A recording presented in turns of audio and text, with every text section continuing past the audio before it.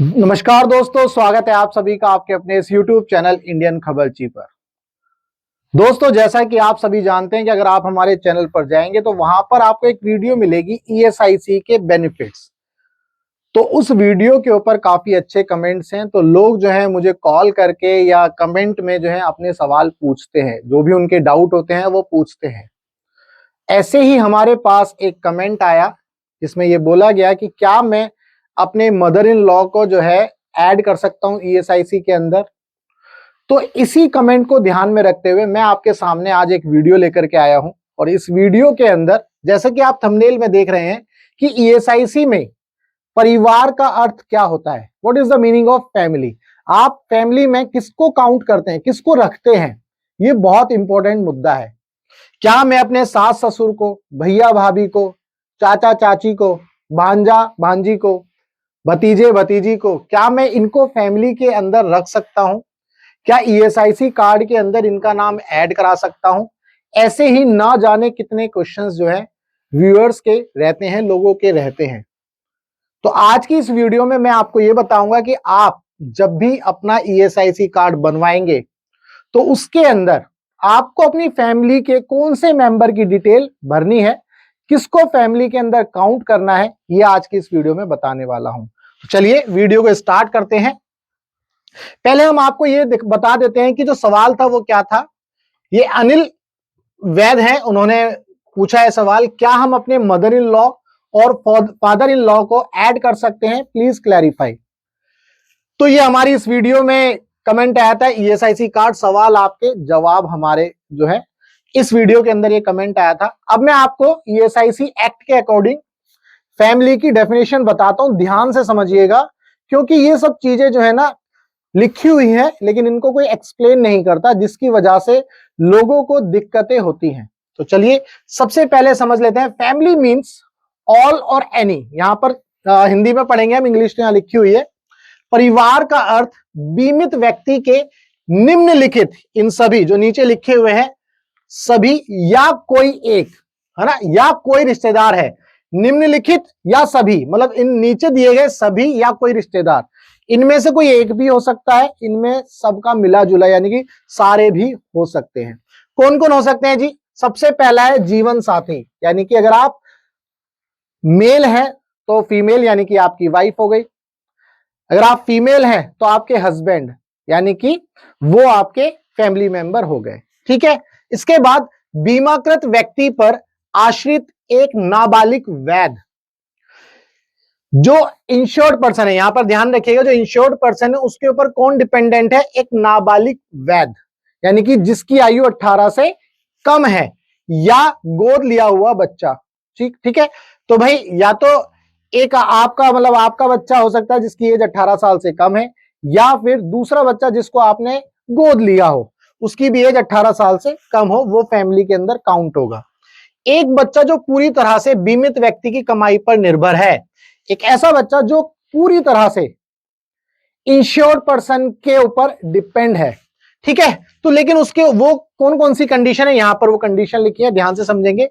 21 वर्ष की आयु प्राप्त करने तक शिक्षा प्राप्त करना, यानी कि मान लो आपका बच्चा है, आप इंश्योर्ड पर्सन है और आपका बच्चा जब तक 21 साल नहीं होगी और तब तक वो एजुकेशन लेगा, तब तक वो आपकी फैमिली का मेंबर है। इसके बाद एक अविवाहित बेटी, यानी कि अगर आपकी डॉटर है वो आपके ऊपर डिपेंडेंट है, यानी कि वो आपका फैमिली मेंबर है। यहां गौर करने वाली बात यह है कि यहां पर जो अविवाहित बेटी है, जो डॉटर है, उसके लिए एज का कोई रेस्ट्रिक्शन नहीं है। अब उसकी एज 21 से ज्यादा भी हो सकती है, 25 भी हो सकती है, 30 भी हो सकती है, वो ESIC के अंदर कवर है। यानी कि अगर फैमिली के अंदर काउंट करेंगे तो एक अविवाहित बेटी भी जो है फैमिली के अंदर आएगी। आगे बढ़ते हैं। एक बच्चा जो शारीरिक या मानसिक असामान्यता या चोट के कारण आशक्त है और पूरी तरह से बीमित व्यक्ति की कमाई पर निर्भर है जब तक कि दुर्बलता बनी रहती है। भाई आपने देखा होगा बहुत सारी फैमिली होती है, किसी फैमिली में एक ऐसा बच्चा होता है जो थोड़ा सा माइंड से डिस्टर्ब होता है, वो अपना काम खुद नहीं कर सकता, तो वो किसके ऊपर डिपेंड कर रहा है? अपने माता पिता के ऊपर। तो वहां पर उसके लिए कोई भी एज का रेस्ट्रिक्शन नहीं है, ये आपको समझना होगा। अब ऐसा नहीं है कि भाई वो उसकी 21 साल एज हुई तो ईएसआईसी से हट जाएगा, ऐसा नहीं होगा।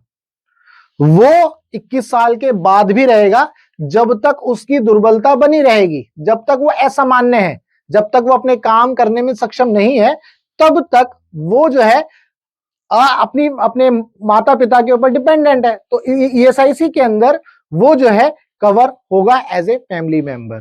ठीक है जी।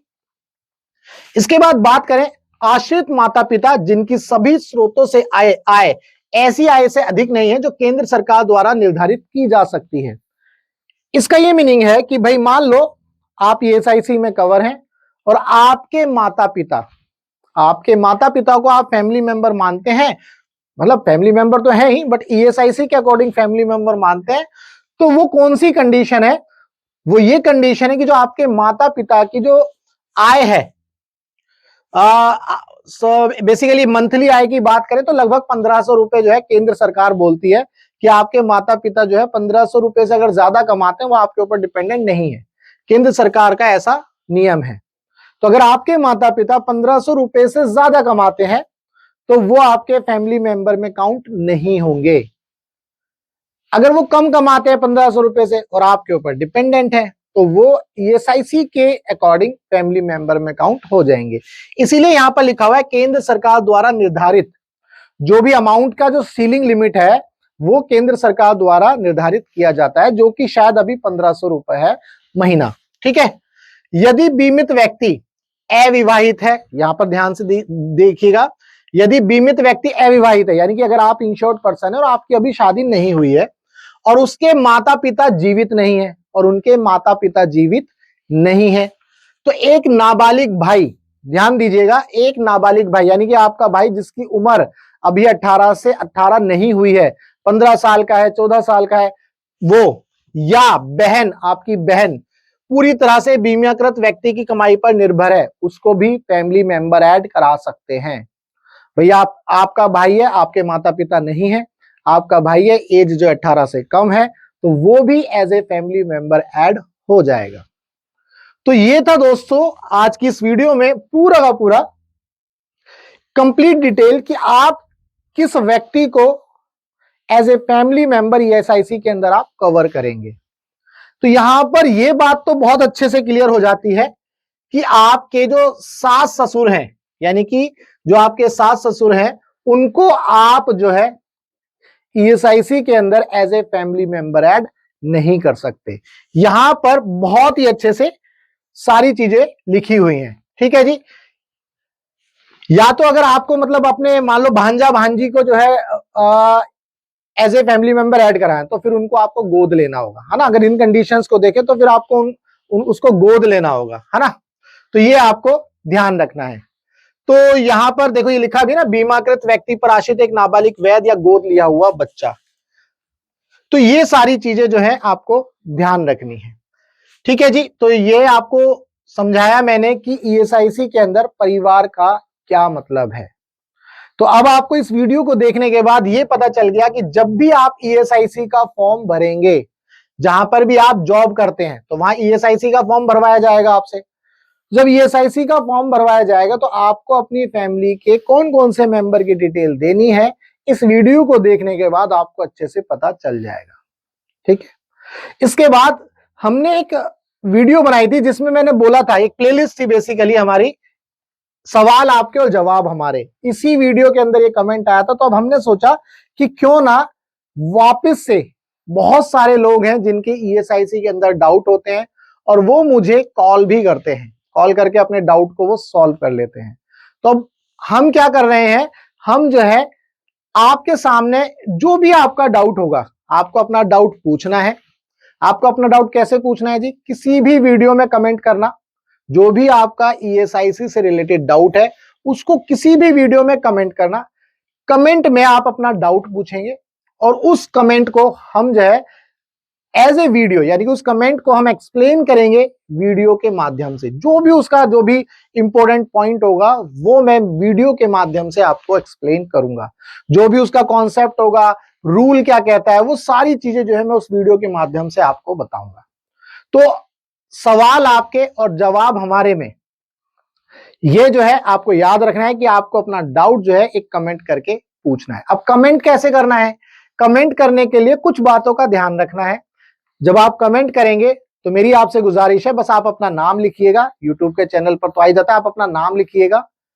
आपका कंट्रीब्यूशन पीरियड कितना है, आईपी नंबर नहीं लिखना है, आपका कंट्रीब्यूशन पीरियड कितना है, यानी कि आपने कितने महीने या कितने दिन का कंट्रीब्यूशन दिया है, ये आपको लिखना है, ताकि मुझे ये पता चल जाए कि जब आप कमेंट कर रहे हैं तो ये जो चीजें हैं भाई मतलब आप एलिजिबल हैं या नहीं।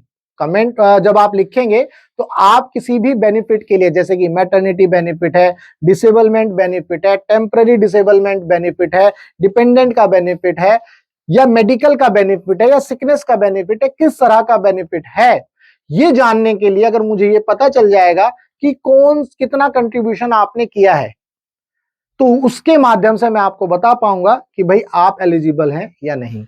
तीसरा, आप किस राज्य से हैं। बस ये 3 चीजें आपको लिखनी है। आपको अपना नाम, अपना कंट्रीब्यूशन पीरियड, मतलब कितना कंट्रीब्यूशन दिया है अभी तक, कितने पीरियड तक दिया है। तीसरा, किस राज्य से है। बस ये 3 चीजें आपको अपने कमेंट, जो भी कमेंट आप लिखेंगे वीडियो के अंदर, उसमें लिखिएगा।